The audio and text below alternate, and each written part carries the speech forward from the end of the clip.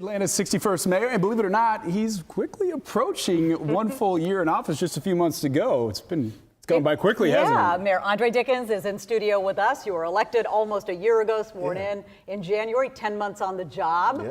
How's it going? Is it what you thought it was going to be, or significantly harder? Well, I love the job, first of all. This is the best job ever, and this city is the best city ever, so I've been enjoying it. I've, had a lot of big challenges come right at me right at the beginning and throughout, and I'm up for the challenge. I love it. I love the connections that Atlanta's, support system gives us, the business community, the neighborhood associations, the media, everybody's chipping in, so I don't feel like I'm alone in this job, so I love it. You know, one of the challenges, obviously, when you first came in, top of the list was crime. Right.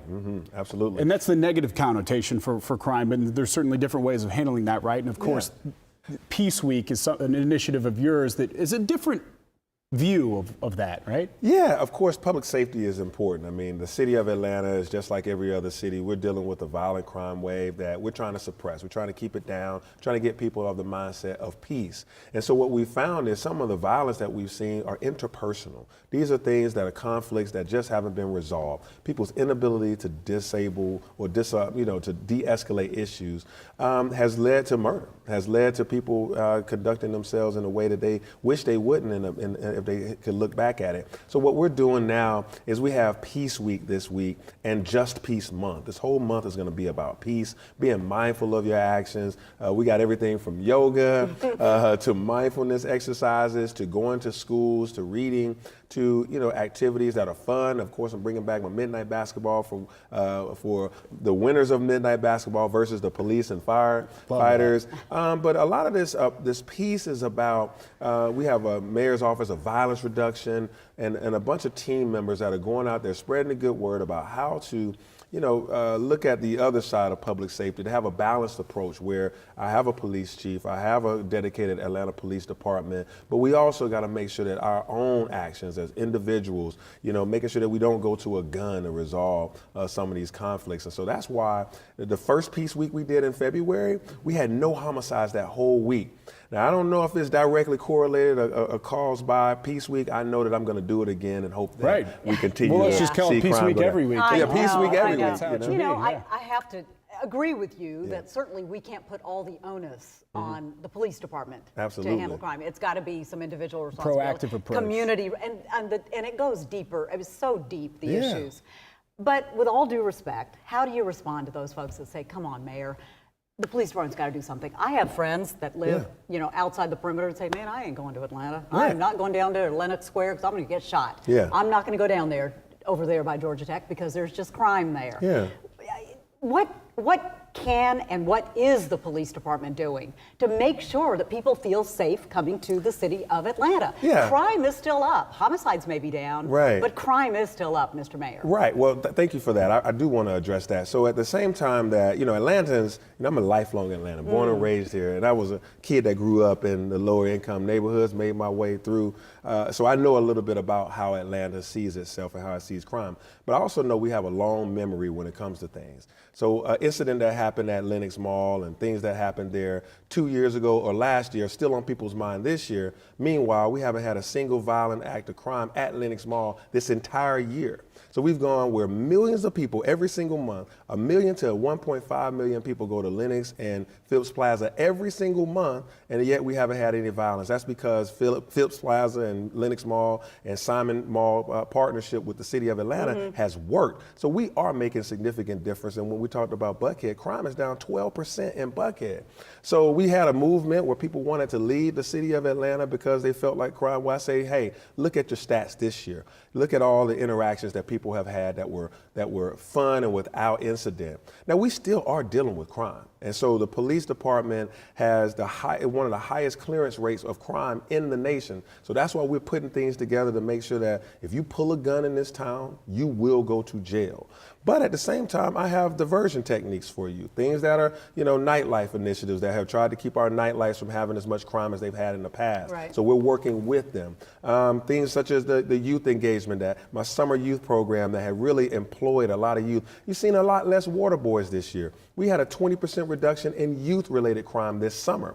So I'm going to also highlight the challenges that we have, Right. but I know Atlantans need to learn how to listen to the positive too, because we like to punch our own selves out. And meanwhile, last week we were just listed as the best place in the United States to live Money by Magazine Money did that. Magazine. Exactly So if we right. got the good, we got to talk about it. Yeah, I understand. Did you hire all the police officers you wanted to? Because you came in saying you wanted to hire, what, 200? We're almost at 200, and Okay. I still got a few more months to keep going because I want to get to 250. Okay. We're trying. It's competitive out here because police officers, people that want to be police officers are few and far in between after the national. Tough job. It's a tough job, and so now I'm encouraging folks. We have fairs where we've gone to various cities to try to attract police officers, but even right here in the city of Atlanta, we've been putting together recruitment classes, and those folks at the training, they work hard. We have the longest training cycle in the Southeast, 26 weeks, but that's because we want our police officers to be culturally sensitive, community-based policing, but also able to really deal with some of the crime that we have. Obviously be able to do their jobs. Do their job, Frankly, yeah. I think that a lot of police officers across the country right now are even afraid to do their jobs. Yeah. I mean, it's a tough job. Sure. I really applaud the Atlanta Police Department for the work that they're doing,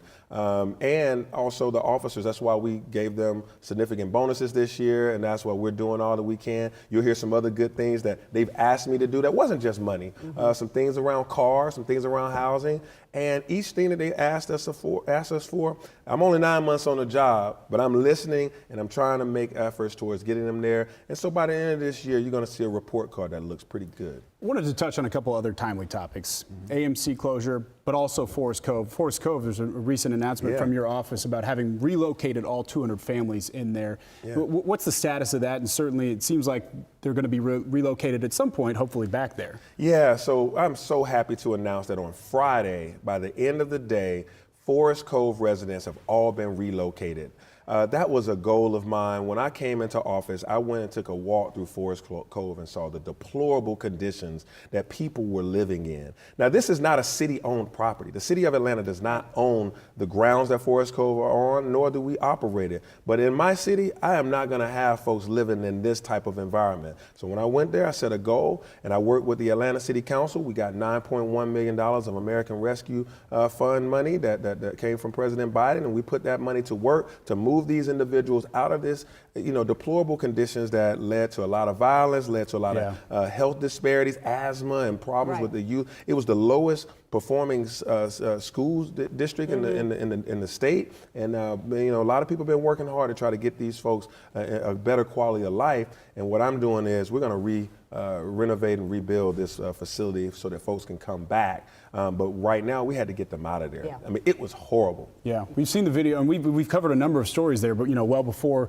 your office got involved, so we know exactly what you're talking about. And then with regards to AMC, that's obviously a huge issue that we've been talking about in the news. And what's the impact going to be, and how are you guys trying to fight that? I know there's been a lot of funds allocated towards grading. Yeah, the sad thing is I got a call a couple of hours before Wellstar made that big announcement that on November 1st they were leaving. So they gave us 60 days notice that they were going to leave the city of Atlanta, and we were going to be stuck without our second level 1 trauma center. So it puts all the onus on Grady and some on Emory and Piedmont.